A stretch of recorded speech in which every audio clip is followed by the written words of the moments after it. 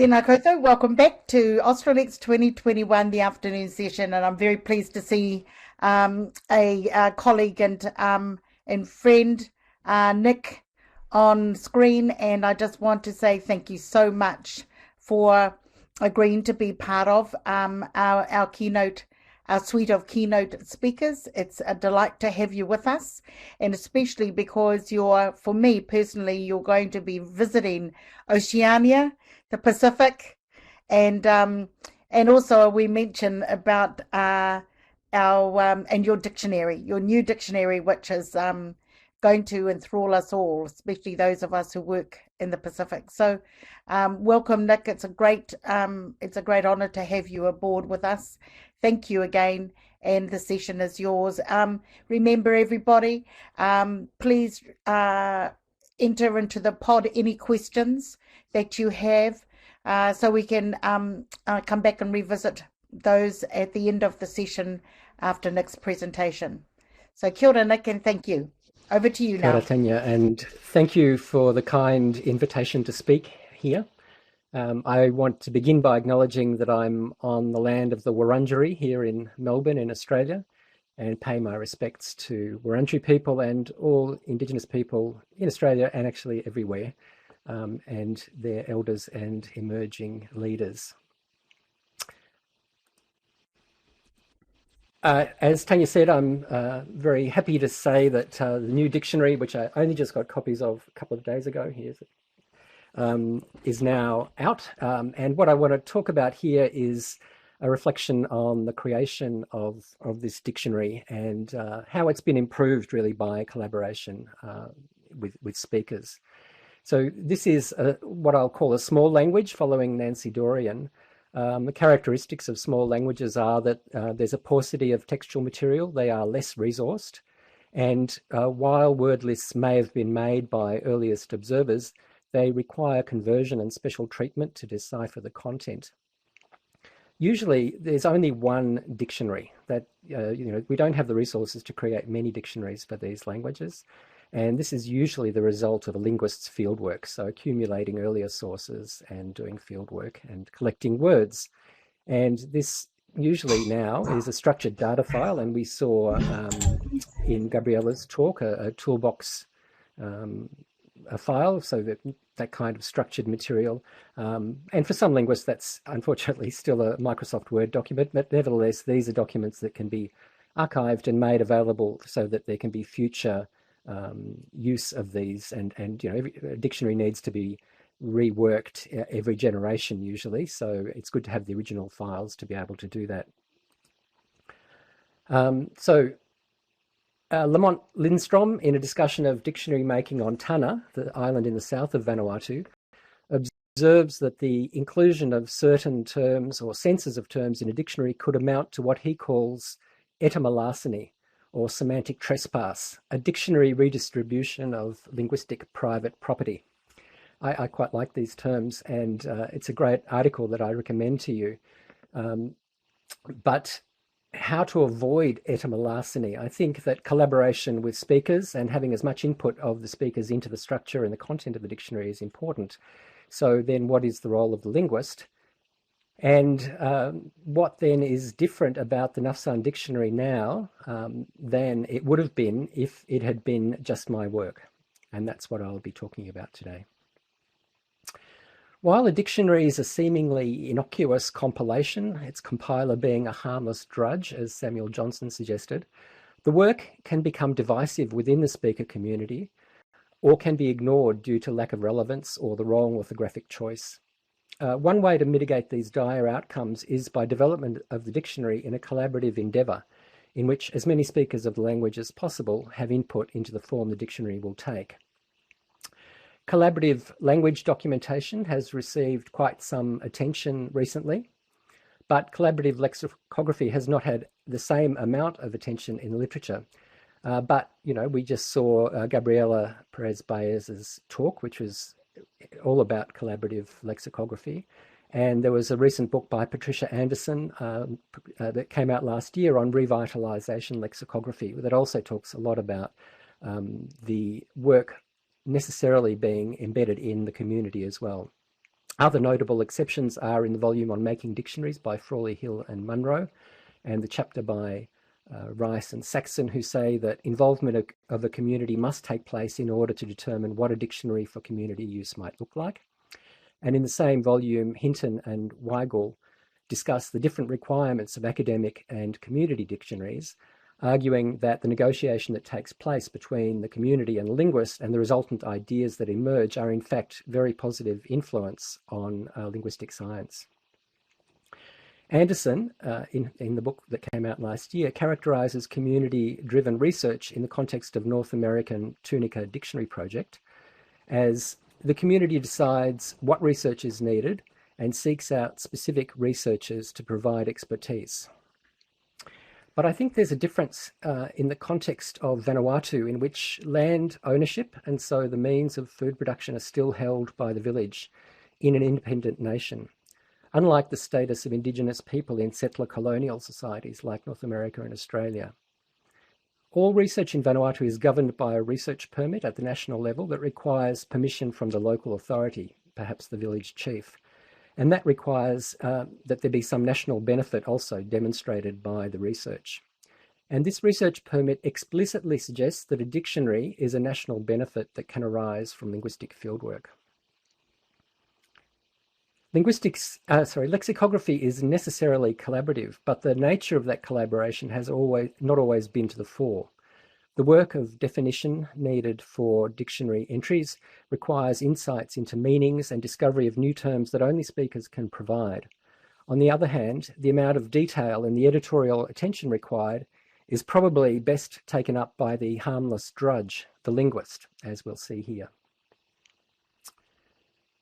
For me, the dictionary is something I can do for the village in exchange for their help in my work. It is my ting piel, as we see here, the entry from the dictionary for ting piel, which is an exchange, a type of exchange that you do at a yam dedication ceremony where you different groups exchange yams with each other. In the village, there are a range of ideas about the role of the dictionary. One is that it will keep the true language and allow younger people to see how the language should be spoken, just as dictionaries are seen as normative codes in many other parts of the world. Another is that it will allow a vernacular literacy program to be run in the school.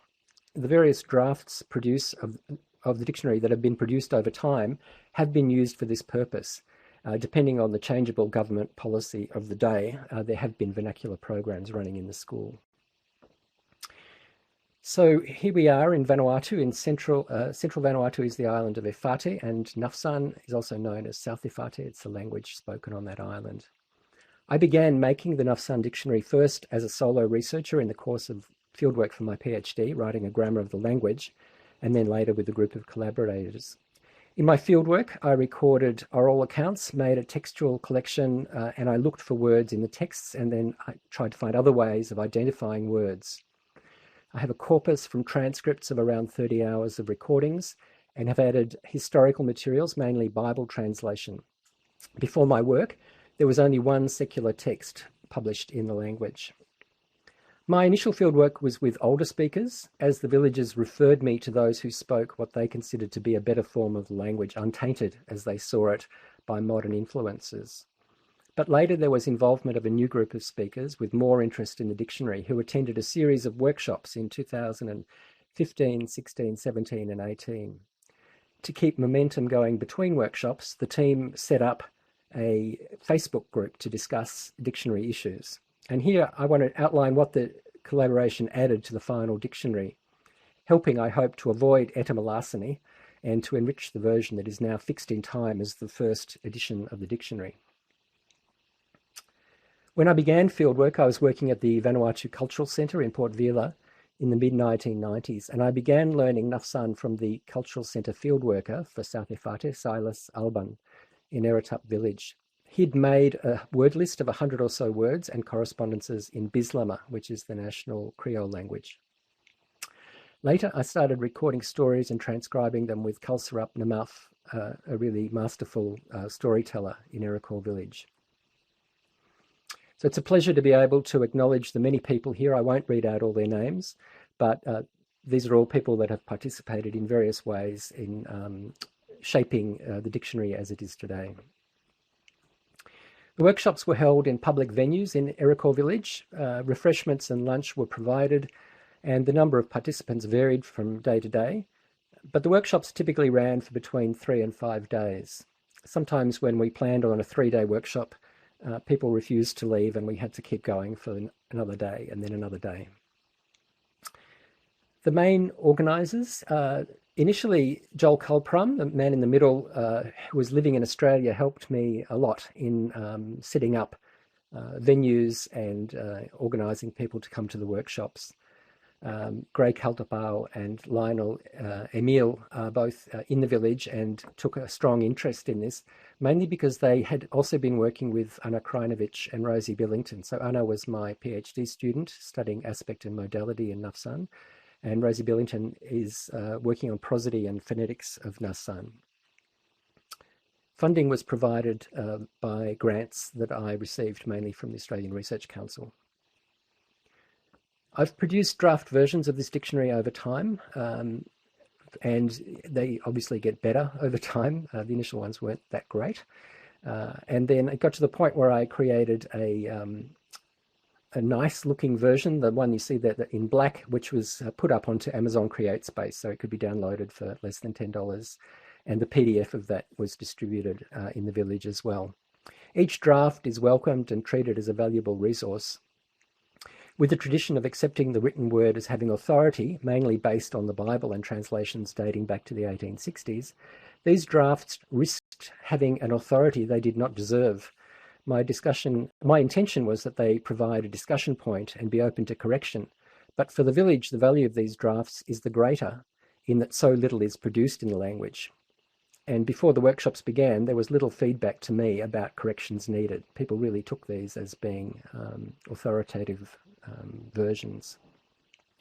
While literacy has a role now, in particular in social media, where it's clear that there are no agreed upon writing conventions, there's still a lot of variability in the way that the language is written, but that doesn't seem to be an impediment to understanding. In 2011, I put up an HTML version of the dictionary as part of Katrina Malau's project, together with 2 other dictionaries, and this was put onto a computer at the Vanuatu Cultural Centre as well as onto the internet. The dictionary subsequently went into a Flex database, and that's where its current version is, and this allows an easy export to an app through the dictionary app builder. So within the space of a very short time, a couple of days of learning how to do this, I was able to create these this Android dictionary app, which can be shared in the village. So they only need to download it once and they can share it phone to phone in the village.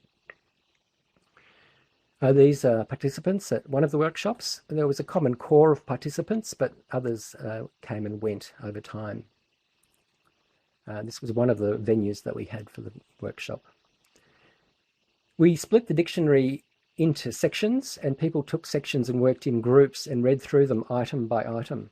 I was amazed at the interest that people had and the way that they stuck with the task. You know, we worked through this long days of going through item by item, and as I said, sometimes they wouldn't leave at the end of the workshop and wanted to keep going. So it was very exciting to have that level of commitment from the people in the village.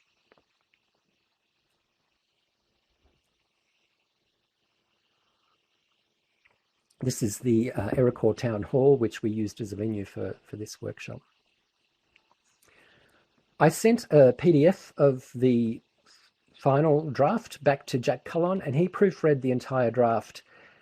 He had it printed, and then he wrote on the printout, and then he had took photos of that and sent those back to me, so I was able to fold those corrections back into the dictionary.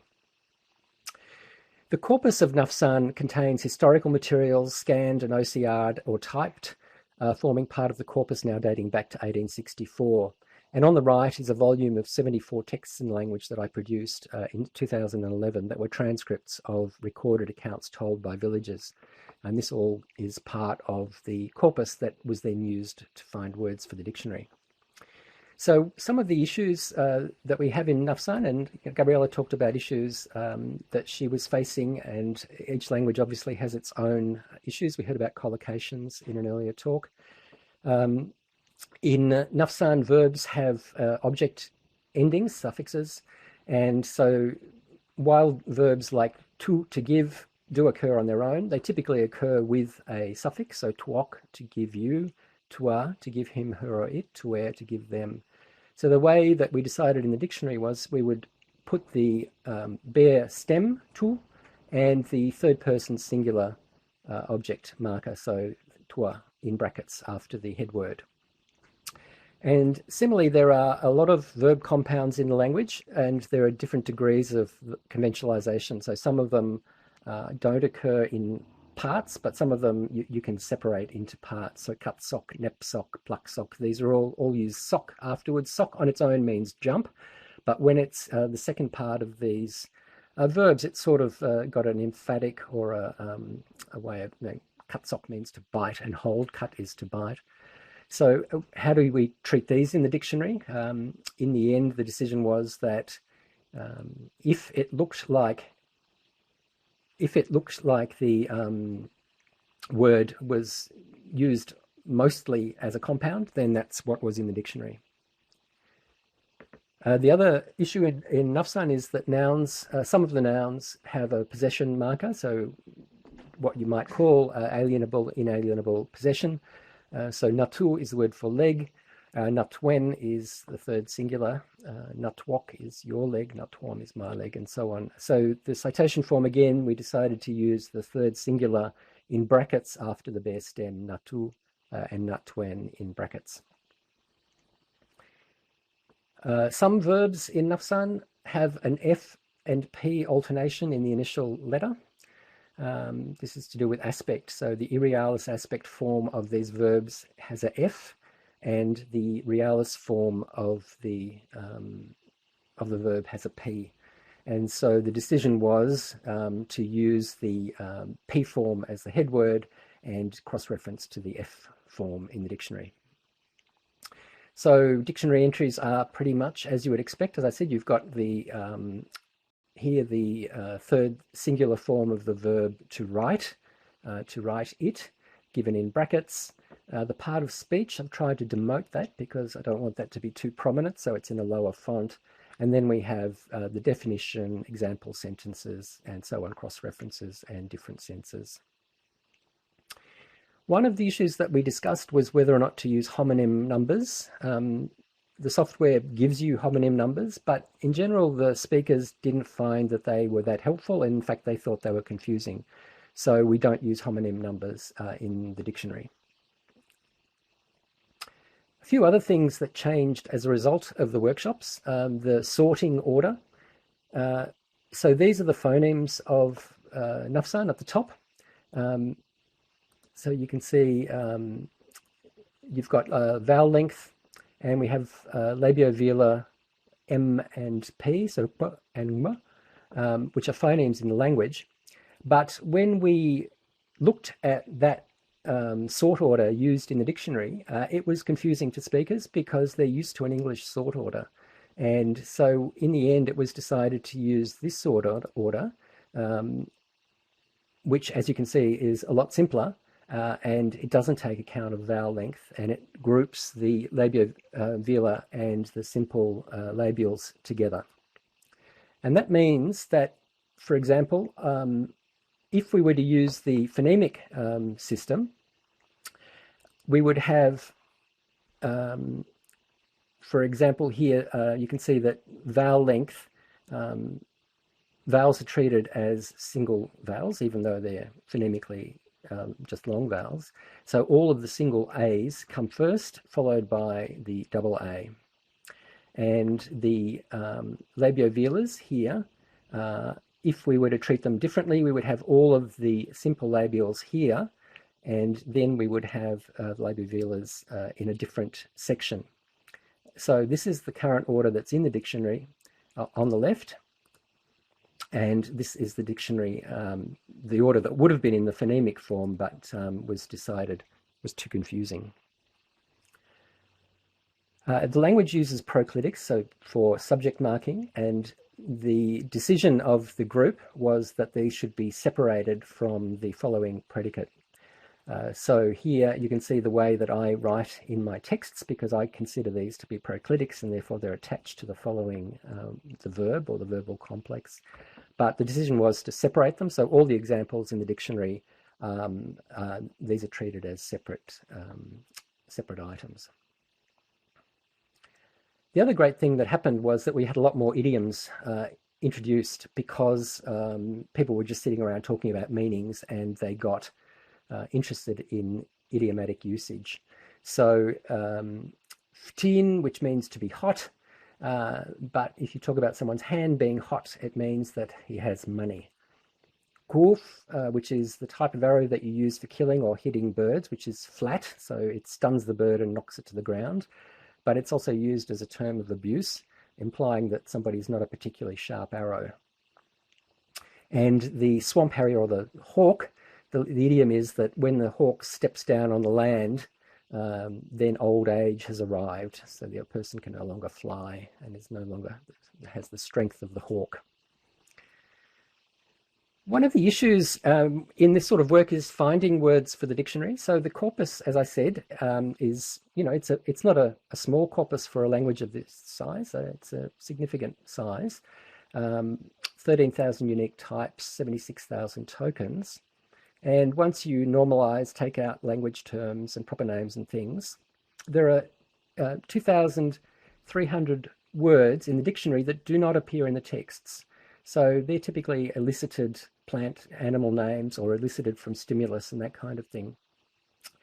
244 words occur once, and 839 words occur up to 100 times, 93 words occur between up to 500 times, 15 over 1,000 times, and the most frequent, which is the third singular pronoun subject, occurs 5,000 times. So it's a classic Zipfian curve in which very few words occur most commonly and most words very rarely. So finding words then that you can use in the dictionary is a task, and it's something that lexicographers have known for a long time. But the workshops were a place where existing words were discussed, meanings were edited, and new words were found. I wanted a way to generate possible words in the language, given what I know about phonotactics of the language. So I had this tool written by Andrei Sherbakov.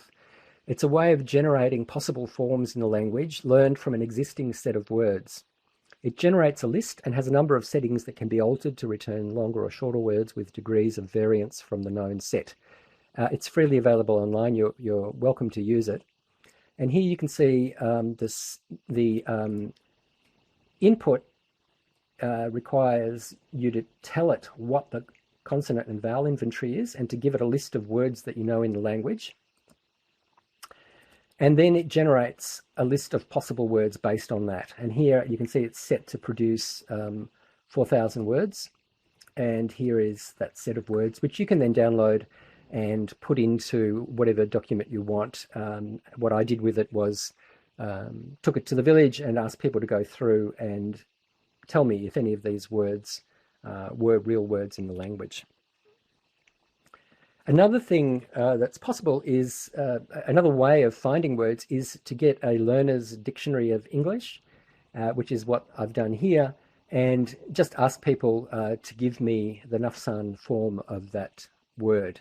And you can see somebody's gone through that list and they've added in by hand the equivalent in Nafsan.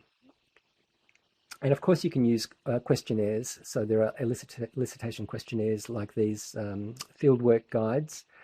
I did try the rapid words method, but in the end the workshops were so sort of enthusiastic in the way that we were working that we didn't get to use the rapid words method, which I can talk about in question time if you want. As I said, the AeroCorps participants set up a Facebook group to keep up the discussion, and this was a great way of communicating and for me to check items and to find new words. So here I had these words for that I knew were hawks of some kind or raptors of some kind, but I was able to ask in this Facebook chat and got the answers pretty quickly. And then more detailed definitions of, wrinkle. What is that? Is that a wrinkle on the skin, or is it about something that's withered or dry? Wrinkle on the skin? Yeah. Or no, it's actually about withering or wilt. Anyway, we had a good discussion about it. In the earlier sources, people talked about a dictionary as pretty much the single output. But with the development of better lexicographic tools, it's now possible to create a number of outputs from the same underlying files. And as you saw, we've already got a phone app for this in the village. There is a website, and there's the paper dictionary, but it's possible that we will also in the future create topical dictionaries and maybe children's dictionaries. So the decisions that are made about things like orthography and so on are not so important if you can switch fairly readily between different kinds of orthographies and have different versions of the dictionary to suit different groups, perhaps regional variants or whatever. I'm under no illusion that the decisions made in the workshop will necessarily hold once the work is produced. Decisions can be contingent on the makeup of the workshop and events at the time that may have influenced. Some people there may have been people who had the authority at the time to speak, and that changes over time. That's the nature of the enterprise, really. So my role initially was an outsider coming to the village and asking for their hospitality so that I could write a grammar of their language, pretty much for my purposes. I produced a set of oral accounts in the language, and I undertook to compile a dictionary as a form of return, or tingpiel. Through the workshops, I wanted to identify what speakers of the language want from a dictionary. However, I also need to make a dictionary that conforms to academic standards. So it's peer-reviewed, it has a reputable publisher, and so on. So I was negotiating between community expectations and my own needs, and those of my funders. It took some time to find a publisher who will take on this dictionary. It's increasingly difficult to find publishers of dictionaries of these languages. And then I needed to also get additional funds to be able to buy copies of the dictionary to return them to the village.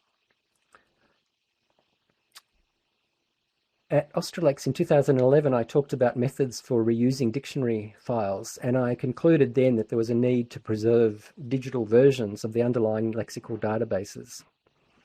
Dictionaries need to be renewed as the language changes and as the context in which the dictionary can be used changes.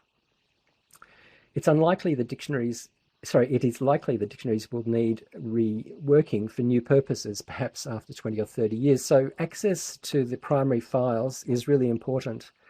And so I have archived all of my data files in Paradisic, and these go back to earlier toolbox versions and right through to the current Flex versions.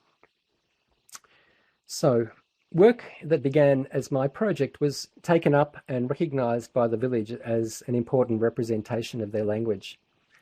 After 15 years of my work and producing these drafts of the dictionary, in fact, at one point in the last year or two, people were saying, enough drafts, we need to have a dictionary. And so that really pushed me into producing this final draft, which we now have as the paper dictionary.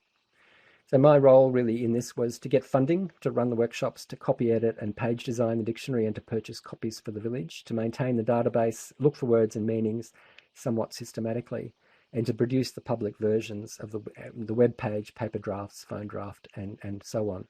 So this is the role of the harmless drudge. I asked the group to tell me why they wanted a dictionary. This was just a couple of weeks ago. And they said, I think we want it because we speak many languages and we're forgetting the language of Erekor.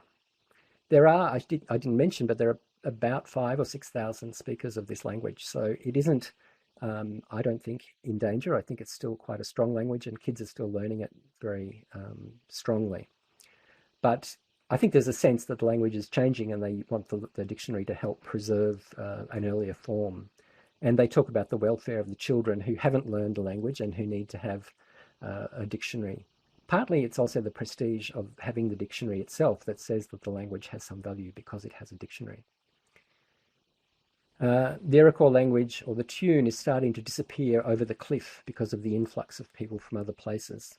Iroquois village is next door to the capital city, Port Vila, and so there is some pressure from Port Vila populations moving into neighbouring villages. So it could be that there's increasing pressure from Bislama, and the dictionary is seen as part of the way of stopping that influence. And finally, the Nafsan dictionary will be a legacy that will be there. It is your memorial back to the whole village, and it's a gift from the first people that spoke the language of South Ifate. Thank you very much.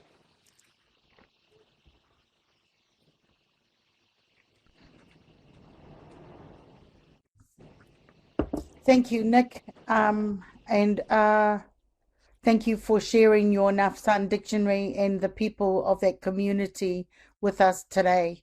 I really liked the way in which you have gone back and asked for them, for their voices, their contribution and their thoughts, and they were involved in from the outset in how this dictionary would unfold, and also lots of fundraising there to ensure that you returned with copies for them. I'm sure, like other communities, I know they will value this, and they will forever hold you in their hearts for helping them achieve what you have achieved and empowered them as a community. So there are some questions here. I'm going to take them. You can possibly see them yourself.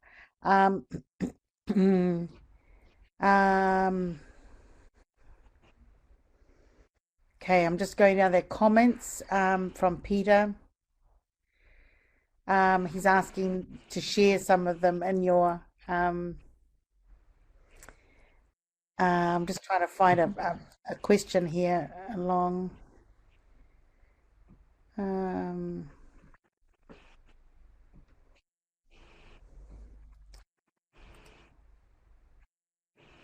Okay, so it's a commentary from Peter. Thank you, Peter. But I will say that he does say, I admire people like you who really do such lexicographic work.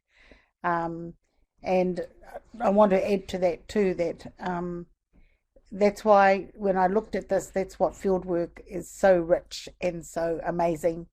And being out with communities like this is truly fantastic. And so great, Peter said, great talk, fantastic, admirable.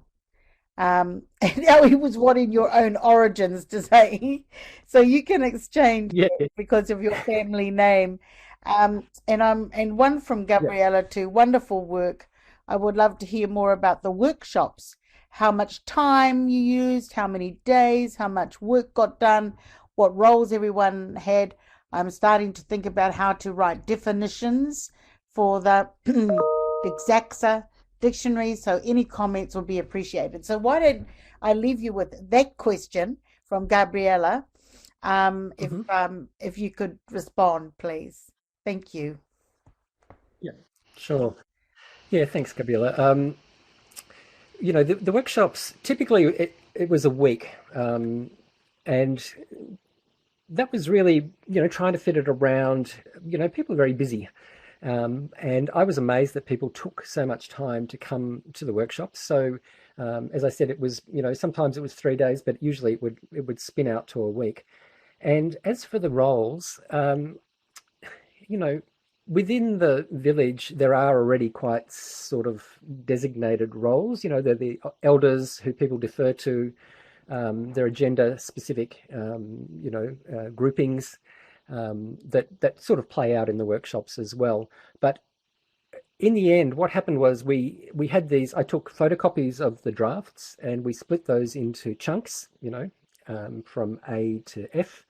And then a group of people who chose themselves worked on that chunk and just went through entry by entry, editing the spelling, looking at the example sentences, looking at the definitions, suggesting changes, but also sometimes, adding extra entries that weren't there. So it was a fairly flat structure in that everybody was involved. And if there was any, if people weren't sure, then we would throw it to the whole group and we would discuss it as a whole group. So my role in it was really sort of just managing all of that. But really, it was they were running, the content of the workshop. So it was a wonderful experience, and so sort of liberating for me from the previous work that I'd done, which was really trying to figure out meanings of things by asking people questions, which works, but you don't always understand the answer you're getting. And also people will be nice to you and answer you in ways that they think you want to hear. Whereas when they're discussing it in a group, I think it's much more productive. So, yeah, I suppose that's all my experience in these workshops.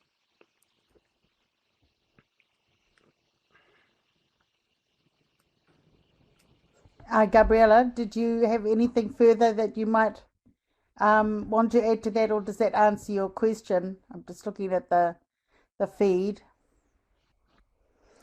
While she's coming back, Thank you. you could probably then maybe answer Peter Costa's question on, are you Scandinavian or of German origin? I'm Australian. No, My father came from Central Europe, so he's got a German name. That's where I get my German name from. Yeah. okay. But actually, maybe if I've got a moment, I could just say that word generator is there as a resource. I'm really happy if people want to try using it. Um, it can generate a lot of false positives, but it's worth a try, and it's quite interesting to see what sort of words it produces. Are there any more questions or comments? I hope that's answered your question, Peter Costa.